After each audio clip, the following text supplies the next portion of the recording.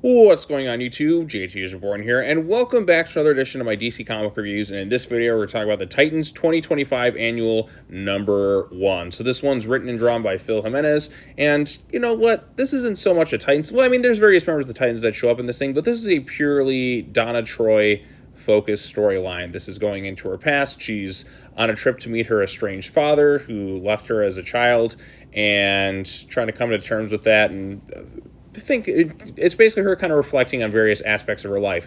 When she was like going to the Titans for the first time, first kiss, first loves, first bits of everything. So just a complete retrospective of Donna Troy. So if Donna Troy is one of your favorite characters, maybe you'll enjoy this one. I'm not exactly 100% sure. I can say from firsthand that I did like this one overall. I thought it was a stronger storyline than, kind of like the current run that we've got. Maybe because it's just one long form, like focused storyline on just a specific character. And I thought it was pretty engaging for the most part. And yeah, that's kind of just the gist of it. So like it's Donna going on a trip. She kind of reflects on different things, various times in her life, like her connection to Diana and all that, like wanting to a longing for like going to man's world much like she did, trying to find out about her lineage and trying to figure out where she belongs in things, how she got her powers and all that too. Her time going to Wayne Manor and that for the first time because Dick wanted some friends over, and Batman being upset about that whole thing. They also showcased she had her first kiss with Dick Grayson, but they didn't really feel anything right there. And then Batman found him out and he was really upset, but then she kind of talked like how she was going to gave Batman a promise that she'd always be there to kind of look out for him, and Amazons tend to keep that.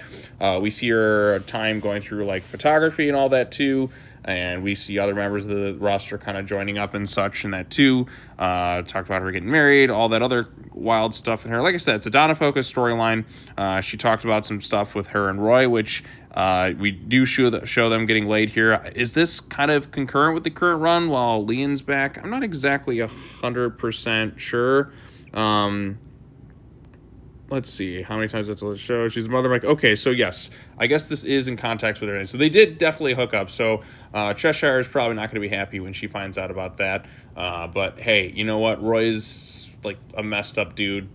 He makes a lot of mistakes too, and he really should just be out focusing on like raising his daughter instead of worrying about hooking up with Donna Troy.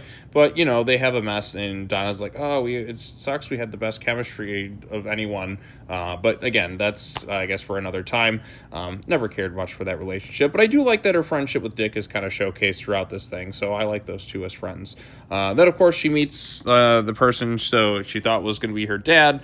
But it's really like her dad's lover, and he was some guy, and because her dad left her mom for another man, and Donna's still kind of there's some because she was still abandoned as a kid, there's still some of that resentment, but it's also her trying to understand and that things too. She comes to realize that he's actually passed away at this point. Eventually, like she does kind of make peace with that, and there's also stuff about her marriage and all that. But then we also see that she has a sister too, which I'm curious to kind of learn more about that as well, especially given that, she has other sisters too, but having another sister, and that is kind of the big reveal at the end. And then, of course, she looks like she's going on another date, and that's pretty much the story in a nutshell. So, yeah, I mean, this was a pretty, like, long story to kind of read as like a one shot, but it kind of works for the context of just being an annual. So I thought the artwork by Phil Jimenez was pretty good.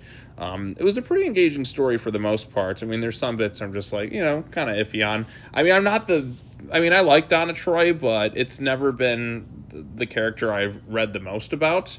In terms of like DC stuff, I've leaned more towards the Bat Fam and the Super Fam more than I have the Wonder Fam per se. But for like a quick one shot storyline, I thought it was a pretty interesting one for the most part. Like I said, solid artwork. There's the reveal about her sister at the end, so there's definitely a few good merits to it too. I don't know if everybody's gonna like it per se. Like I'm not just like gushing over like, wow, this is like the greatest thing I've read, but for a Donna Troy comic, I guess it's pretty decent overall.